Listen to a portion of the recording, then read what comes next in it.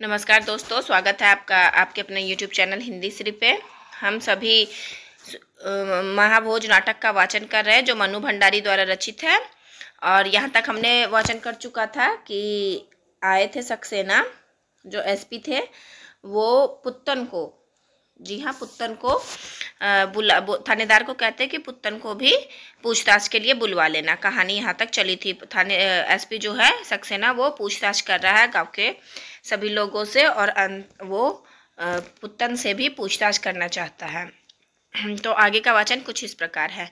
मैंने भी तो यही कहा है, चाय की दुकान वाला पुत्तन बहुत जरूरी है। और खट से वे उठ खड़े हुए। ठीक है सर। और वह सक्सेना के पीछे पीछे जीप तक चला आया। आज जब चाय भी नहीं पी तो खाने के लिए कहने की हिम्मत भी नहीं हुई थानेदार की। इस बिंदा ससुरे ने मिजाज बिगाड़ ही दिया साहब का। आखिर याद रखिएगा कि पुत्तन के बारे में सक्सेना को कौन बताता है, तो ये बिंदा बताता है। व्हील पर नहीं बैठे सक्सेना, बगल वाली सीट पर बैठे, और जब जीप स्टार्ट होकर अहाते के बाहर निकल गई तो अपना सिर सीट के पीठ पर टिका दिया उन्होंने। 45 मिनट की वह ड्राइव अजीब सी बेचैनी में ही काटी उन्होंने। पर बेचैनी किस बात को लेकर है, वे खुद नहीं समझ पाए। बिंदा की इन भावुकता भरी बातों से बेचैन होने वाली उम्र और मानसिकता वे बरसों पीछे छोड़ आए हैं पुलिस वालों के लिए। वैसे भी इस तरह की बातें मात्र लफाजी के और कोई अहमियत नहीं रखती। बहुत बार बहुतों से सुने हैं इस तरह के अनर्गल प्रलाप उन्होंने। बातों में नहीं, पर उसके चेहरे में जरूर कुछ ऐसा है जो सक्सेना को बेचैन बनाए हुए है। बिंदा का चेहरा फिर उनकी आंखों में उभर आया और एकाएक ही बरसों पुराना दिनेश उनके सामने खड़ा आ गया। याद रखिएगा कि बिंदा को देखकर किस पात्र का, दिनेश पात्र का याद उनको आ जाता है। सक्सेना को दिनेश उनके सामने आ खड़ा हुआ। सचमुच ये दिनेश बहुत गौण पात्र है, लेकिन है बहुत महत्वपूर्ण। दिनेश उनके सामने आ खड़ा हुआ। सचमुच दिनेश से कितना मिलता है इसका चेहरा। और इतनी देर से बिंदा नहीं, बिंदा की बातें नहीं, वरन अतीत के असंख्य परतों के नीचे दबा हुआ दिनेश ही उन्हें परेशान कर रहा था। शायद 42 के दिन आंखों के आगे उभर आए। क्या उमंग, क्या जोश था उन दिनों में। हड़तालें, जुलूस और नारों के बीच ही दिन गुजरते थे, और रात को नींद में भी भुजाएं फड़कती रहती थी और मुट्ठियां हवा में उछल जाती थी।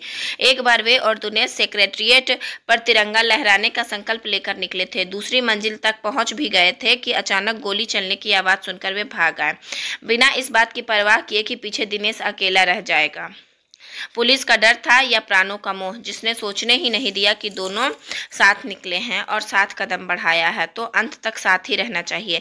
दिनेश पकड़ा गया था और इतनी पिटाई हुई थी कि उसकी सारी पसलियां चकनाचूर हो गई थी। 1 सप्ताह तक अस्पताल में रहकर वह मर गया था। दीवार से सिर फोड़ फोड़ कर कितना रोए थे वे, कितना कोसा था अपने को, कैसी कैसी धिक्कार और लानत भेजी थी अपने खुद के नाम। कितने दिनों तक एक भयंकर अपराध बोध के नीचे घुटा घुटा और मरा मरा महसूस करते रहे थे। लेकिन तब से लेकर आज तक उनके भय और उनके मोह का दायरा बढ़ता ही गया, और हर बार वे भीतरी उमंग और जोश में आकर माफी चाहती हूँ, जोश में आकर आगे बढ़ते हैं, पर ऐन मौके पर कभी भय से तो कभी मोह से मैदान छोड़कर भाग खड़े होते हैं, लंबे समय तक पश्चाताप की आग में झुलसने के लिए। जीप शहर में घुसी तो उन्होंने कहा, ऑफिस नहीं, सीधे घर ही चलो। ड्राइवर ने गाड़ी बाईं तरफ मोड़ दी। असमय घर आया देख सक्सेना की पत्नी घबरा गई। कुछ हो हवा तो नहीं गया। इन गांव वालों का कुछ भरोसा नहीं, आए दिन तो ऐसी वारदातें सुनने को मिलती रहती हैं। झपटकर वे बाहर निकली, सामने सक्सेना को सही सलामत देखा तो आश्वस्त हुई। और आज इतनी जल्दी कैसे आ गए, वो पूछी उनसे। ऑफिस नहीं गया, सरोहा से सीधा यहीं आ गया। सिर्फ शरबत पिया और अपने ठंडे अंधेरे बेडरूम में पहुंचे। पत्नी से बिना विशेष कुछ बातचीत किए आंखें मूंदकर चुपचाप लेट गए।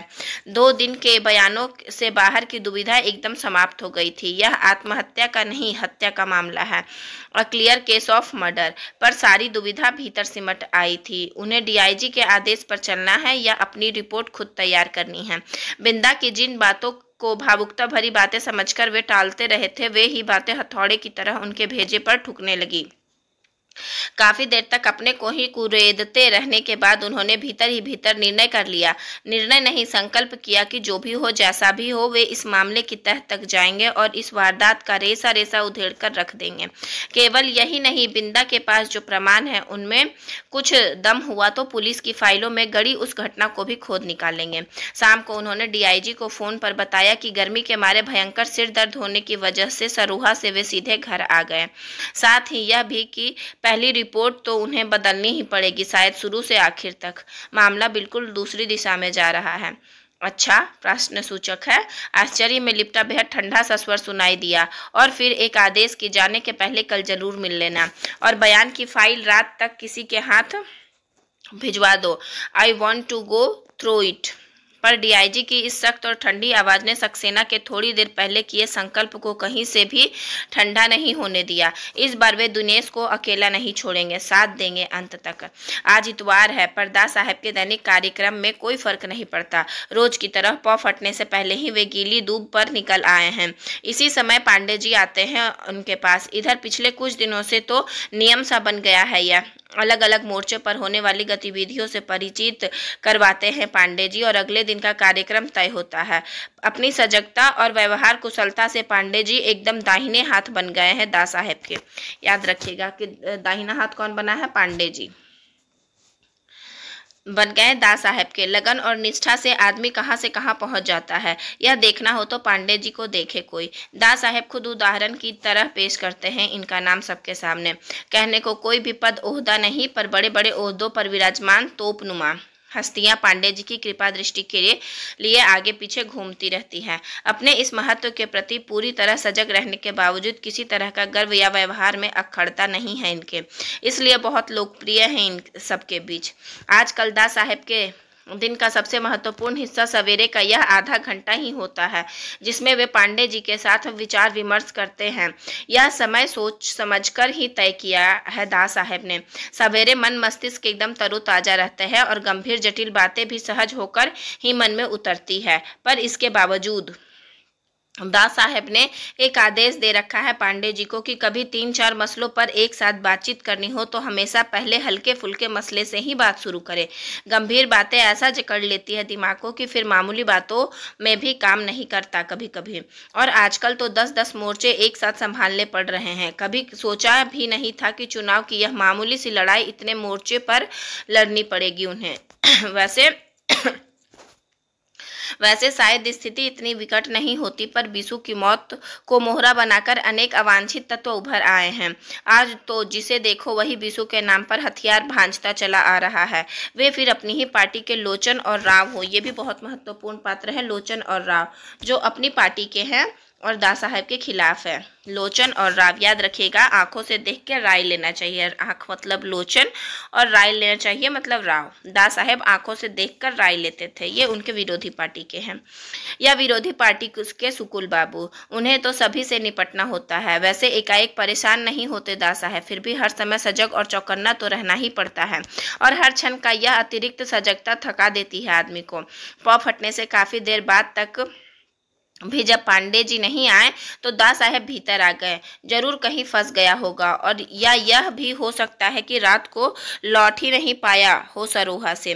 प्रतीक्षा के समय बर्बाद करने से लाभ, सो वे नहाने घुस गए, पर नहाकर निकलते तो पांडे जी को प्रतीक्षा करते पाया। आश्वस्त हुए दास साहब, स्नेह से पूछा, चाय के लिए बोल दिया या कहूँ? पर पांडे जी जवाब देते उसके पहले ही नौकर एक ट्रे में चाय और एक गिलास दूध लेकर घुसा तो दास साहब ने मुस्कुराकर कहा, वाह, पांडे का छोटे से छोटा काम भी बिल्कुल चुस्त दुरुस्त, ढील नहीं रहती कहीं भी। आजकल पांडे जी की प्रशंसा का कोई भी मौका छोड़ते नहीं दास साहब। तहमत की तरह लिपटी हुई धोती को ठीक से पहनकर मसनद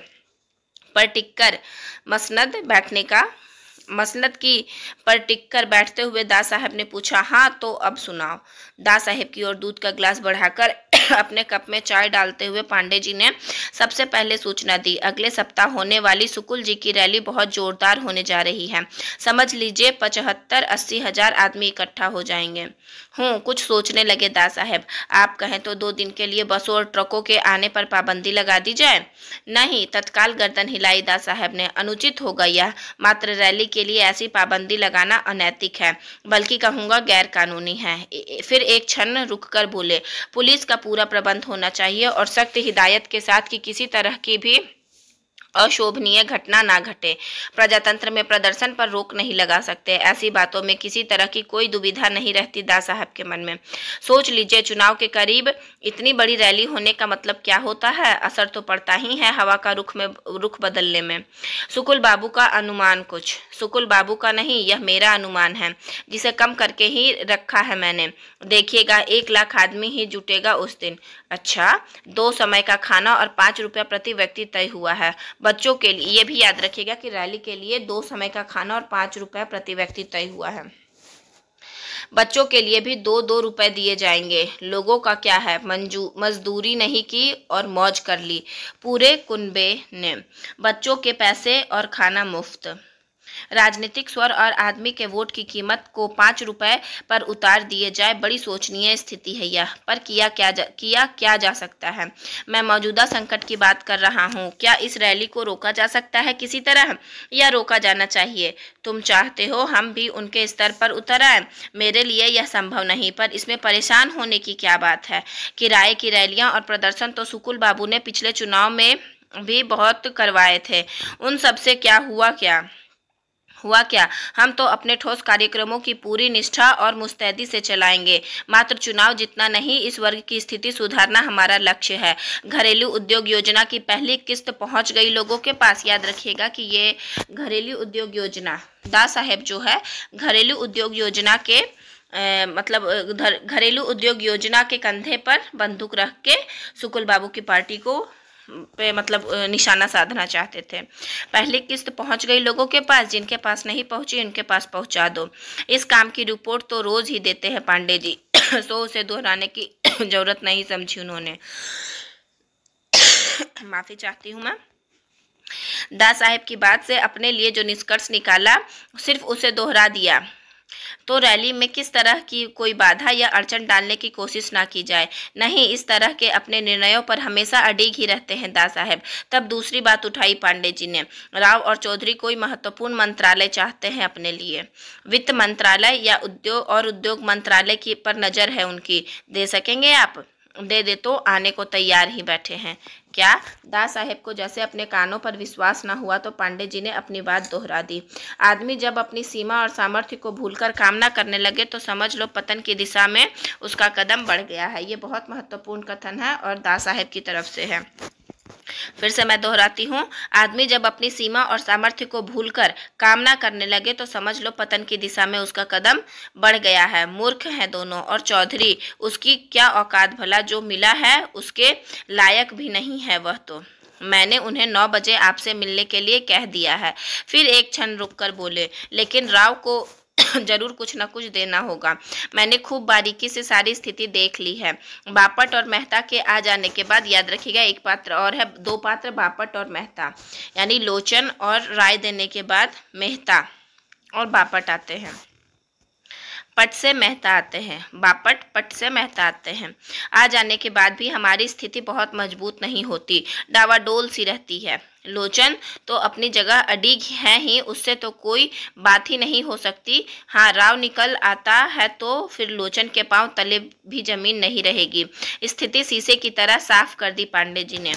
बात करके देखते हैं। वैसे इनमें और लोचन में भी कुछ खींचातान सी चल रही है। कल पहले वाला सा तेवर नहीं था राव की बात में, इसलिए, यानी पहले वाला तेवर नहीं था, इसलिए बहुत मुश्किल नहीं होगा और बहुत झुकना भी नहीं पड़ेगा। सौदेबाजी पर टिके संबंधों में कहीं स्थायित्व हो सकता है भला, और इन बातों पर नाजायज तरीके से झुकना मेरा उसूल नहीं। तुम चिंता मत करो, इस मामले से मैं लिपट लूंगा, आश्वस्त किया दास साहब ने। आपके रहते किसी को भी चिंता करने की जरूरत रहती है भला? यह भाषा मुसाहिबों को शोभती है, तुम्हें नहीं, और मुसाहिबगिरी का जमाना अब गया। तुम टोक दिया तुरंत टोक दिया दास साहब ने तो हल्के से खिसिया गए पांडे जी। इन दो हल्के फुल्के मामलों को निपटाने के बाद थोड़ा गंभीर मसला रखा पांडे जी ने। यह सक्सेना वाली बयानबाजी बहुत महंगी पड़ गई हमको। सारे गांव का वातावरण खराब कर दिया है इसने। बीसू को सीधे सपाट केस में भी जाने क्या क्या तिकड़म निकालकर रोज गाँव जाते रहे हैं सक्सेना। बिला वजह की सनसनी और असंतोष। एक वह बिंदा वैसे ही करेला, ऊपर से चढ़ने को नीम मिल गया। पिछले 3 दिनों में 4 तो वारदातें हो गई है मारपीट की, सब में बिंदा। बहुत गौर से सुन रहे हैं दास साहब सारी बातचीत। सुना है कुछ प्रमाण लेकर दिल्ली जा रहा है बिंदा, और सक्सेना ही दिशा दिखा रहे हैं उसे। चुनाव के समय इन सारी बातों का उठना सुकुल बाबू के लोग हैं कि इस बात का जोर शोर से प्रचार करने में लगे हैं। बिंदा का नाम मन में उतर गया दास साहब के, और अपने भाषण वाले दिन का व्यवहार भी याद आया, पर उस पर कोई टिप्पणी नहीं की। केवल इतना ही कहा, सुना है मैंने खुद फाइल मंगवा ली है सक्सेना की, और डीआईजी से कह दिया है कि वे मामला अपने हाथों में ले ले। बात केवल इतनी ही नहीं है, जोरावर बहुत बिगड़ा हुआ है इस सब से। सक्सेना ने सरपंच और जोरावर के बयान बड़ी सख्ती से लिए, और व्यवहार भी अच्छा नहीं रहा इन लोगों के साथ। सक्सेना को भेजने का निर्णय ही गलत रहा। हो जाता है कभी कभी ऐसा भी। डीआईजी ने कहा था कि सक्सेना का रवैया। अब स्थिति यह हो गई है कि दास साहब की बात को बीच में ही काटकर आज के सबसे महत्वपूर्ण मसले का रहस्योद्घाटन की तरह पेश किया। जोरावर खुद खड़ा हो रहा है। क्या सचमुच? चौके दास साहब। वैसे साधारणतः पांडे जी जो खबरें लाते हैं उनमें से करीब 80% खबरें दास साहब के पास किसी न किसी रूप में पहले ही पहुंच चुकी होती है, पर इस बात का तो कहीं से भी आभास तक नहीं मिला। विश्वास नहीं हो रहा दास साहब को। यह कैसे हो सकता है? इतना बड़ा निर्णय ले लिया मुझे बिना बताए, बिना मुझसे पूछे। आश्चर्य। कल रात 2 घंटे तक सिर खपाया है उसके साथ बैठकर। अपनी बात की सच्चाई का प्रमाण दे दिया पांडे जी ने। आज शाम को मिलने आ रहा है आपके पास, रात यहीं रहेगा और कल अपना नामांकन पत्र भरेगा। परसों अंतिम तारीख है फॉर्म भरने की। दास साहब सचमुच विचलित हो गए इस बात से, पर जल्दी ही साध लिया अपने को। यह सब काशी का करिश्मा है। जो थोड़ी बहुत कसर रही होगी वह सक्सेना ने पूरी कर दी। यह इस घरेलू उद्योग योजना से भी बहुत नाराज है जोरावर। और मन उनका काशी के करिश्मे में उलझ गया है। लेकिन जोरावर अपने 35% वोटों को लेकर जीतने से तो रहा, हरिजन या पिछड़ी जातियों का तो एक वोट भी उसे नहीं मिलता। फिर तुक क्या रहा खड़े होने में? कुछ समझ नहीं आता। बात सचमुच दास साहब के भी कुछ समझ में नहीं आ रही। जोरावर भी कोई मोल भाव करना चाहता है क्या उनसे? पर किस तरह का? कि उसकी जान बचाने के लिए जो कुछ किया है दास साहब ने, उसकी कीमत तो उसे चुकानी ही चाहिए। सो यह कीमत चुका रहा है वह, पर आज किसको क्या कहो? नैतिकता किसी में रह भी गई है? प्रश्न सूचक है। उसके खड़े होने का सीधा फायदा होगा सुकुल बाबू को। 2 और 4 वाले इससे सीधे से हिसाब पर टिप्पणी करना बेकार लगा दास साहब को। उन्होंने केवल इतना ही पूछा, तुमसे क्या बात हुई उसकी? यही सब उसे बकायदा समझाया, पर उस जाट आदमी के कुछ समझ में आए तब ना। एक ही रट लगाए हुए है, खेती बाड़ी बहुत कर ली, अब हम राजनीति करेंगे थोड़ी। एक लंबी हुंकार के साथ समस्या को भीतर उतार लिया दास साहब ने। थोड़ी देर बाद अपने भीतर से उभरे तो काफी सजग हो चले थे। चेहरे पर छाई परेशानी की हल्की सी झलक भी दूर हो चुकी थी। बड़े सहज स्वाभाविक स्वर में पूछा, और कोई बात? नहीं। लखन के क्या समाचार है? उसे संभालते रहना, घबराता बहुत जल्दी है। 2 दिन से आया भी नहीं। काफी उत्साह में है, भाषण वाषण अच्छा दे देता है आजकल। अब चुनाव तक के लिए सरोहा में जमा दिया है उसे। लोगों में कुछ कुछ जगह भी बना रहा है अपनी। अच्छी बात है यह तो। लोगों के बीच ही नहीं, लोगों के मन में जगह बनाना ही असली उद्देश्य है हमारा। तो अब चलूं? घड़ी देखते ही पांडे जी ने उठने की मुद्रा बनाई। दास साहब ने हल्के से सिर हिलाकर स्वीकृति दी, और पांडे जी के जाने के बाद योगासन करने के लिए वे अपने शयन कक्ष में चले गए। ठीक 9 बजे अपने घरेलू दफ्तर में ही राव और चौधरी का स्वागत किया दास साहब ने। आओ आओ। और जब दोनों बैठ गए तो बिना किसी भूमिका के एकदम सीधे ही बात शुरू की। आप 5 मंत्रियों ने त्याग पत्र देने का फैसला किया था। उनमें से 2 ने तो अपना विचार छोड़ दिया, लिखित पत्र भी भेज दिया है मेरे पास। सामने पेपरवेट के नीचे फड़फड़ाते कागज की ओर इशारा किया दास साहब ने। आवाज में मुख्यमंत्री वाली गरिमा भी है और कड़क भी। फिर अपनी नजरें राव के चेहरे पर गड़ाते हुए पूछा, अब आप लोगों का क्या इरादा है। दा साहेब की बात की कोई विशेष प्रतिक्रिया नहीं हुई राव के चेहरे पर। कल ही उन्हें सूचना मिल चुकी थी कि बापट और मेहता ने अपना कदम वापस खींच लिया है। याद रखिएगा, पट्ट से मेहता बापट, पट्ट से मेहता जो हैं, जो पहले दा साहेब के विरोधी थे, लेकिन वो अपना मन बदल चुके हैं। और राय, लोचन और राय वो है जो अभी दा साहब से बात करने आए हैं। लेकिन क्या समझौता हुआ है यह नहीं जान सके थे, इसलिए पूछा, क्या दिया है आपने उन लोगों को? लेन देन की बात तो शायद आप लोग करने आए हैं, कीजिए। दा साहेब को कुपित होते हुए कम ही लोगों ने देखा होगा, पर जब होते हैं तो उनका स्वर और तेवर सामने वाले को भीतर तक थरथरा देने की क्षमता रखते हैं। स्वर में आवेश कतई नहीं होता, पर इस हद तक का ठंडापन कि सुनने वाला जम जाए पूरी तरह। राव की कंजी आंखों की चमक बुझने सी लगी और चौधरी राव का मुख देखने लगा। आखिर राव ने हिम्मत करके कहा, देखिए दा साहब, इधर पिछले कुछ महीनों से जिस तरह की स्थितियां चल रही है, मंत्रिमंडल का सदस्य होने के नाते उसकी जिम्मेदारी तो हम पर भी आती ही है। मगर उन सब बातों को हम अपना समर्थन कतई नहीं दे सकते, बल्कि विरोध करते हैं। आखिर हमारे भी तो कुछ सिद्धांत है। बड़ी नाटकीय मुद्रा में दा साहब ने राव का वाक्य पूरा किया, फिर थोड़े सख्त लहजे में कहा, यह लोचन की भाषा उसी के लिए रहने दो, तुम्हारे मुंह पर जरा भी नहीं सोहती। भीतर ही भीतर कट गया राव। लोचन बाबू के अति आदर्शवादी रवैये से थोड़ी परेशानी तो हो ही रही थी, फिर भी उन्हें जैसे तैसे साध कर रख रहे थे। पर बापट और मेहता तो एकदम लंगी लगाकर ही चल दिए। औंधे मुंह तो अभी भी नहीं गिरे हैं, पर थोड़ा लड़खड़ा तो गए ही, वरना आज से एक सप्ताह पहले वाली स्थिति होती तो दा साहब बिल्कुल कड़क उनकी आवाज में होती और दा साहब सामने बैठकर रिरियाते होते। यह लोचन बाबू का आदर्शवाद ले डूबा हम सबको। इसी वजह से बापट मेहता गए और जरा लचक नहीं रखी। अपने भीतर तो हम भी कहीं नहीं रहेंगे। फिर भी अपने को भरसक नियंत्रित करके राव ने कहा, यह तो आप मानेंगे कि जब मंत्रिमंडल बना था तो हमारे साथ पूरा न्याय नहीं हुआ था, लेकिन उस स्थिति की मांग ऐसी थी कि हम चुप कर गए।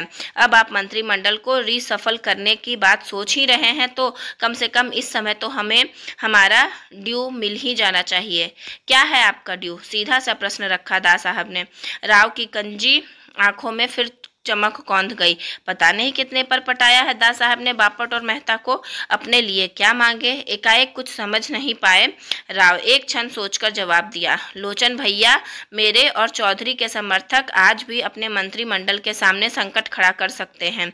बापट और मेहता से कोई खास फर्क नहीं हुआ है सारी स्थिति में। उनके समर्थकों की संख्या ही कितनी थी भला? कैयापन उभरने लगा राव की आंखों में। माफी चाहती हूँ। कैयापन उभरने लगा राव की आंखों में। भाव बढ़ा रहे हैं हो अपना? दा साहब ने भी अपने उतने ही कैयापन से पूछा। वैसे स्वभाव में दूर दूर तक कैयापन नहीं है दा साहब के। उनके भव्य और गरिमामय व्यक्तित्व को शोभा ही नहीं देती यह अदा, पर कभी कभी अपनानी पड़ती है मजबूरी में। नहीं, केवल अपनी स्थिति साफ कर रहा हूँ, संक्षिप्त सा उत्तर राव ने भी दिया। स्थिति नहीं, अपनी मांग साफ करो तो ज़्यादा बेहतर होगा। फिर पेशोपेश में पड़ गए राव। दा साहेब का रुख भी बहुत अनुकूल नहीं लग रहा था और स्थिति भी पहले जैसी पुख्ता नहीं रही, इसलिए सीधे सीधे अपनी मांग रखने की हिम्मत नहीं हो रही है। बात को लाइन से उतारकर थोड़ा सा घुमाया राव ने। आज की कक्षा का वाचन यहाँ तक ही। आगे की कक्षा याद रखिएगा कि 98 PDF का 98 पन्ना का वाचन आगे से होगा। और वीडियो में धैर्य से बने रहने के लिए आपका बहुत बहुत धन्यवाद। आशा करती हूँ यह वीडियो आपको लाभान्वित करेगी।